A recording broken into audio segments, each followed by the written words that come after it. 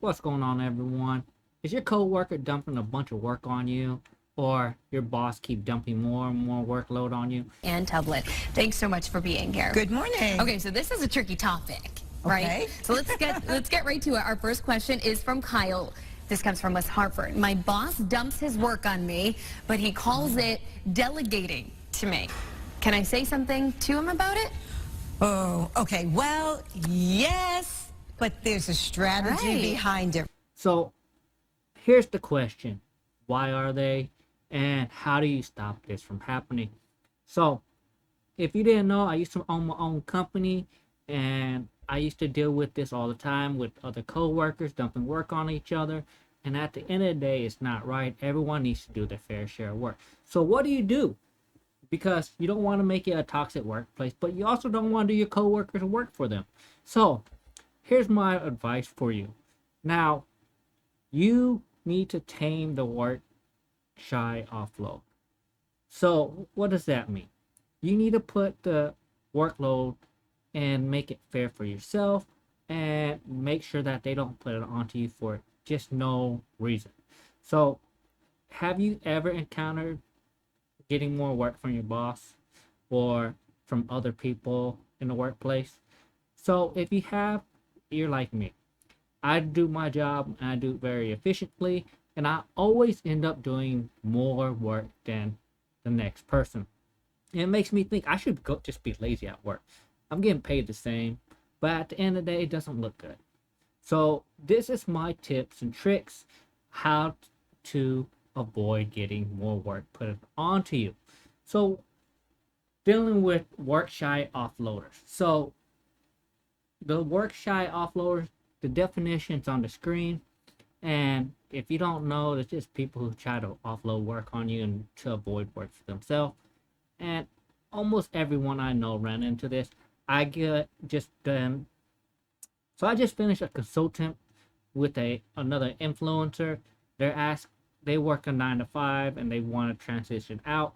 And the main reason why they want to stop working is because people keep dumping work onto him, and his side hustle is doing really well. He's an engineer, and I told him, why don't you try these things first? Because at the end of the day, he is making over $200,000 at his job, and to get that replaced, it's gonna be hard, and especially this day and age. And since he's making about $500,000 a year with his side hustle and his current income, hey, he's doing pretty well. And if he can maintain it longer, he can. The more money he will have in his pocket. Now, how do you deal with these work offload? So number one, or the first step, you need to understand them. It doesn't seem like a strategy, but first step is dealing with work shy offloaders is understand why they're trying to dump work onto you first. Because maybe they have excessive amount of work, or maybe they've been taking on a number of responsibility. So first things first, before you complain to your manager, before you complain to anything else, you need to understand why they are doing it. Maybe they are just lazy, right? Or maybe they just are so busy at work that they need someone to offload. So spend your time when other tries to dump work onto you. That's the thing. Your job is not about stopping them offloading the work, but it is stopping them from offloading work to you. Show them you are not a soft touch, and make sure they will quickly move on to someone else. So this is what you do. Make sure they understand that it's not your priority. It was assigned to them first. And say, hey, if you need me to do it, I can do it after I take care of my responsibility. But at the end of the day, it is your responsibility. You need to make sure it gets done. So you need to understand them. Maybe they got put on an emergency project and they need the help because guess what? There's no one else that can help them in the company. So you need to understand them first, and then you shy it away. And number two under this one, just say no. I know that's the most obvious answer, but you really need to just say no. If you're at work and the worksite offloader in your life is simply strategy should be used the most often.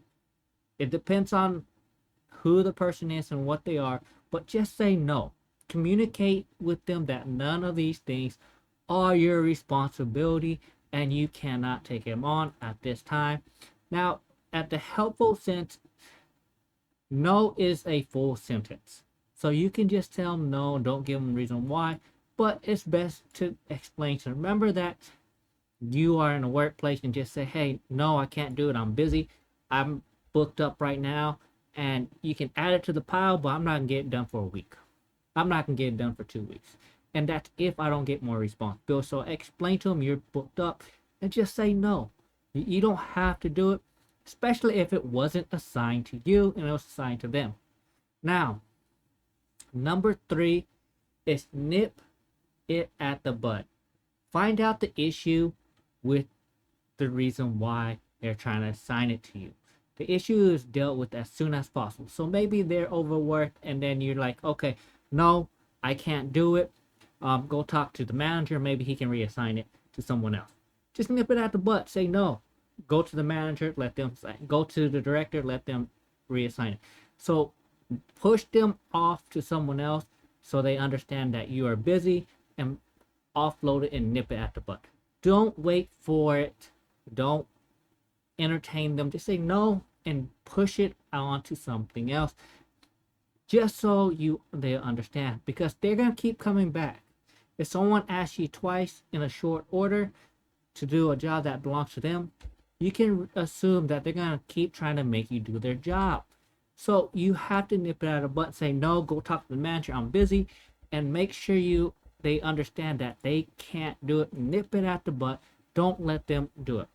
Now, number 4, I hate to say this, but I had to step in a few times for some of my employees.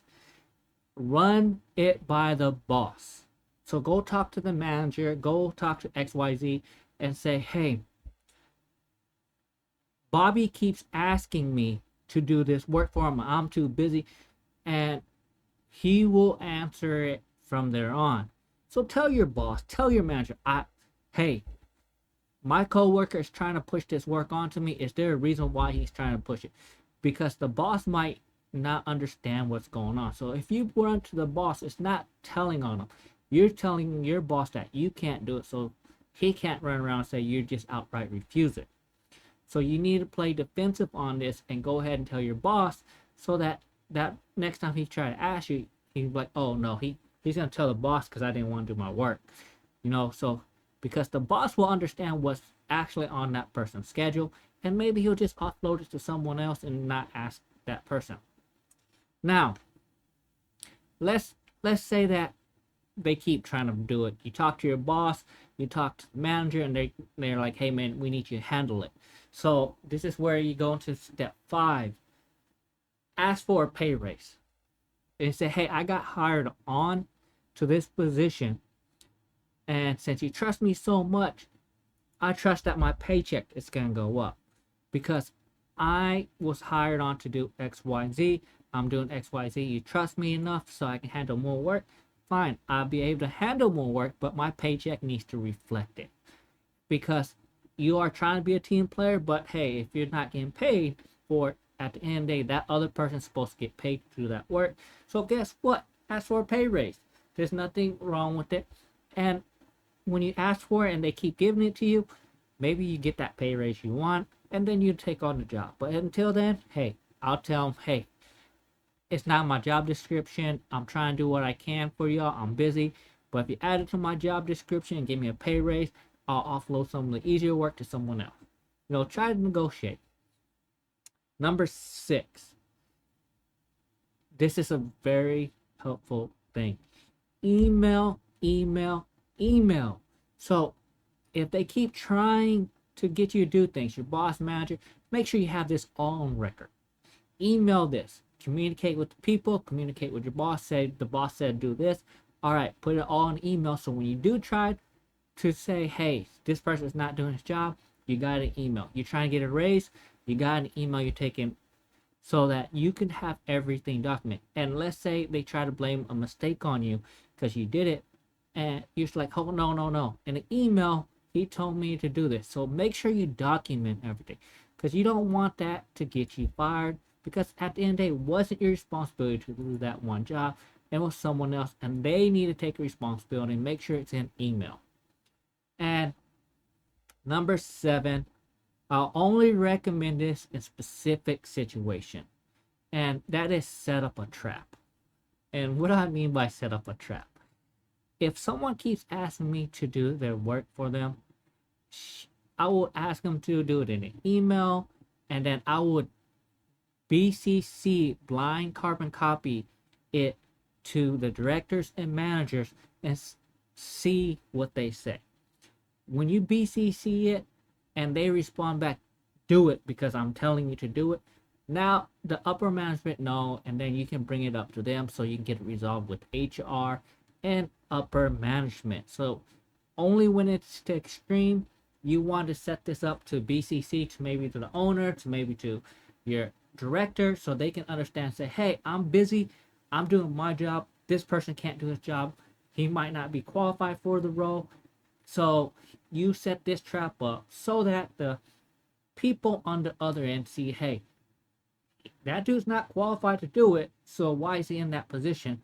Maybe he can't balance his workload. Maybe we need to get someone else. And this is where you get the paper trail to save your backside and to get that other person off your back, because now they can butt in with HR and everyone else to have proof, because maybe it's harassment, maybe something else, and maybe that person is really not doing his work and they're already under investigation, and this will help them set it up.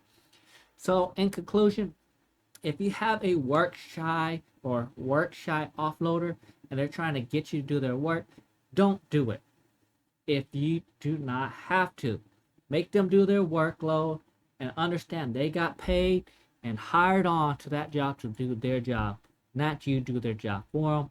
And yes, I understand everyone needs to be a team player, and yes, to be a team player, but not to do someone else's work when they're getting paid for it. And that's what I had to deal with whenever I own a company, because people didn't want to work. People want to play video games all day and slack off, and then last minute they can't do it. So I have to do my part and investigate as the owner of the company why something wasn't getting done, and find out someone was always slacking off or waiting until last minute to do something. Like, subscribe to my video, and comment down below if something like this ever happened to you.